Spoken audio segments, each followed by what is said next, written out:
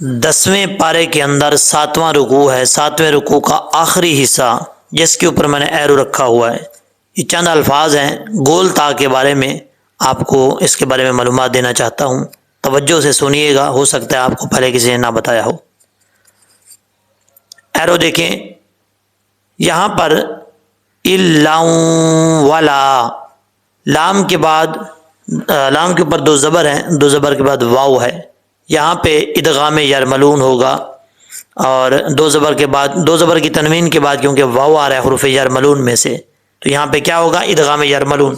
1 الف کی مقدار غنہ بھی کیا جائے گا۔ کیسے پڑھیں گے؟ الا ولا۔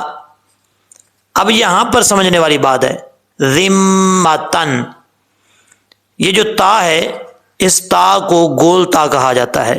یہ ہا کی شکل میں جو تا ہوتی ہے اس تا کو گول تا کہا جاتا ہے۔ اب اس سے پہلے یہ چیز سمجھ لیں کہ ذال کا مخرج بھی آپ کو بتا دوں، زبان کا سرا اوپر والے دانتوں کے اندرونی کنارے سے لگے تو یہ ذال پڑھا جاتا ہے۔ ذال ذال، اوپر والے دانتوں سے مراد یعنی جو سامنے والے 2 دانت ہیں ان کے اندرونی کنارے سے لگے گا تو یہ ذال پڑھا جائے گا۔ یہ 3 حروف ایسے ہیں جن کا ایک ہی مخرج ہے، سا ذال وا۔ تو یہ پڑھتے وقت آپ نے ذال میں بغیر سیٹی کے پڑھنا ہے، ذال کو سیٹی نہیں آنی چاہیے، ذال، ٹھیک ہے۔ میم کے اوپر شد ہے، یہاں پہ غنہ کریں گے 1 الف کی مقدار۔ اب آتے ہیں گول تا کے بارے میں بتاتا ہوں۔ گول تا، جس یہ قانون اگر آپ کاپی پہ لکھنا چاہتے ہیں تب بھی کوئی پرابلم نہیں، لکھ سکتے ہیں۔ گول تا، جس لفظ کے اوپر آپ وقف کر رہے ہیں اس لفظ کے آخر میں اگر گول تا آ جائے تو وقف کرتے ہوئے اس گول تا کو ہا سے بدل کر پڑھیں گے، یعنی ہا سے چینج کر دیں گے۔ کیسے؟ مثال کے طور پہ یہاں پہ ذمتن ہے، اب یہاں پہ جب وقف کریں گے، سٹاپ کریں گے تو ذمتن نہیں پڑھیں گے یا ذمت نہیں پڑھیں گے، وقف کرتے ہوئے تا کو ہا بنا دیں گے۔ پھر کیسے پڑھا جائے گا؟ ہا کو ساکن کر کے پڑھیں گے ذمہ، وقف کریں گے تو ذمہ۔ اگر آپ وقف نہیں کرنا چاہتے تو پھر تا کو ہا نہیں بنائیں گے، پھر تا کو واؤ سے ملا کے پڑھا جائے گا۔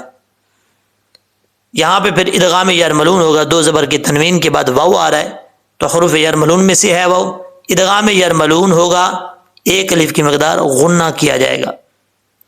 جب یہ قانون لگ رہا ہو 2 زبر یا 2 زیر کی تنوین کے بعد واؤ آ رہا ہو، پھر واؤ پر یہ نہیں دیکھا جاتا کہ شد ہو یا نہ ہو، اگر شد ہو تب بھی کنیکٹ کیا جائے گا، ملایا جائے گا، شد نہ ہو تب بھی ملایا جائے گا۔ اب دیکھیں یہاں پر تو واؤ کے اوپر شد تھا، یہاں پہ ہم نے ملایا الا ولا، لیکن یہاں پہ شد نہیں ہے، بغیر شد کے ہے واؤ، لیکن پھر بھی ہمیں یہاں پہ ملانا پڑے گا شد ہو یا نہ ہو، کیونکہ یہاں پہ رول لگ رہا ہے ادغام کا، ٹھیک ہے۔ تو یہاں پہ وقف کریں گے تو ہا بڑھا جائے گا ذمہ۔ اس کے بعد ہے وَأُولَئِكَ هُمُ الْمُعْتَدُونَ، حمزہ کے بعد جو واؤ آ رہا ہے اس واؤ کو پڑھنے کی ضرورت نہیں ہے، کیونکہ واؤ کے اوپر جزم، زبر یا زیر کچھ بھی نہیں ہے، تو یہ واؤ نہیں پڑھا جائے گا۔ بعض اوقات لوگ سمجھتے ہیں کہ اس کو پڑھیں گے وَأُولَئِكَ، ایسے نہیں کرنا، وَأُولَئِكَ هُمُ الْمُعْتَدُونَ۔ اس کے بعد آگے والی لائن میں دیکھیں، میم کے بعد واو آ رہا ہے، الف ہے، پھر لام ہے، یہ چاروں حرف نہیں پڑھیں گے، میم کو ڈائریکٹ صاد کے ساتھ کنیکٹ کریں گے، میم صاد پیش، مس صاد زبر صاد، مصا، وَأَقَامُ الصَّلَاةَ، لام کے اوپر کھڑا زبر ہے، واو کے اوپر کھڑا زبر نہیں ہے، یہ جو سٹینڈ زبر ہے کھڑا زبر یہ لام کا ہے، ایسا نہیں کرنا کہ صلوات پڑھنا، یہ غلط ہو جائے گا، صلاتا صلاتا۔ اسی طریقے سے یہ زکوٰۃ، یہاں پر بھی جو کھڑا زبر ہے کاف کا ہے، واو کا نہیں ہے، اگر کوئی پڑھتا ہے زکواتا، وہ سمجھتا ہے کہ واو کا کھڑا زبر ہے تو یہ غلط ہے، اس چیز کو آپ نے ٹھیک کرنا ہے، ٹھیک ہے، زکاتا۔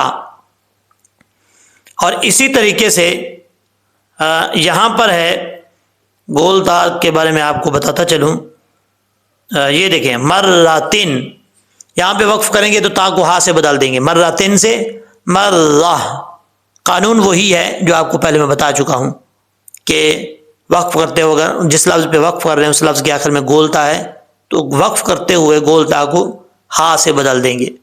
اور اسی طریقے سے ایک اور جگہ بھی آیا ہے اسی پیج کے اندر، یہ دیکھیں ولیجتن، وقف کریں گے تو کیسے پڑھیں گے؟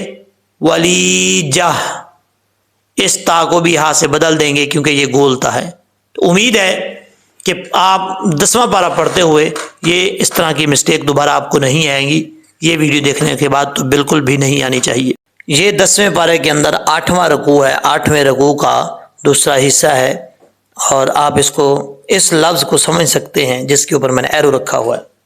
یہ مشکل لفظ ہے، آپ نے تجوید کے ساتھ سیکھنا ہے، پہلے ہجے کریں گے اس کے بعد جو ہے اس کو ساؤنڈ میں پڑھیں گے۔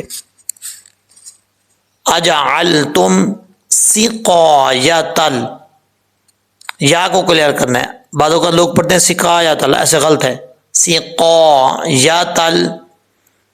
اب یہاں پر لام کے بعد ہا ہے، بریک ساؤنڈ والی، ہا، الف، جیم زبر، حاج، جیم زیر، جی،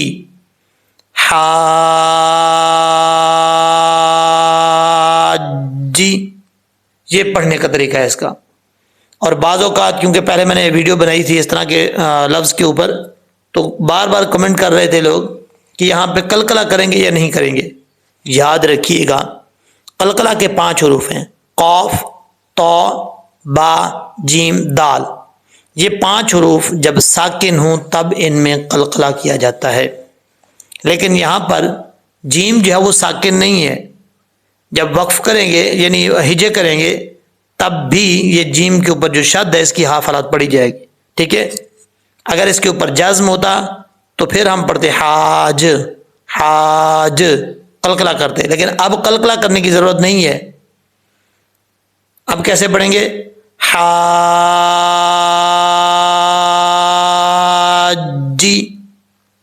اجعلتم سقایۃ الحاج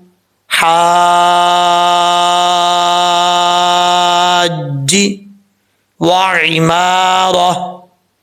اب اس لفظ کو اچھے طریقے سے آپ نے سمجھ لینا ہے، ہا کو بریک پڑھنا ہے، بعض اوقات لوگ ہا کو ہا کی ساؤنڈ میں پڑھ جاتے ہیں، یہ غلط ہے، ہا پڑھنا ہے، ہا، کم از کم ہا کے اندر جب تک یہ آواز نہیں نکلے گی سمجھ لیجئے گا کہ ہا کو اپنے مخرج سے ابھی تک ادا نہیں کر پائے آپ۔ کون سا ساؤنڈ؟ سنیں غور سے،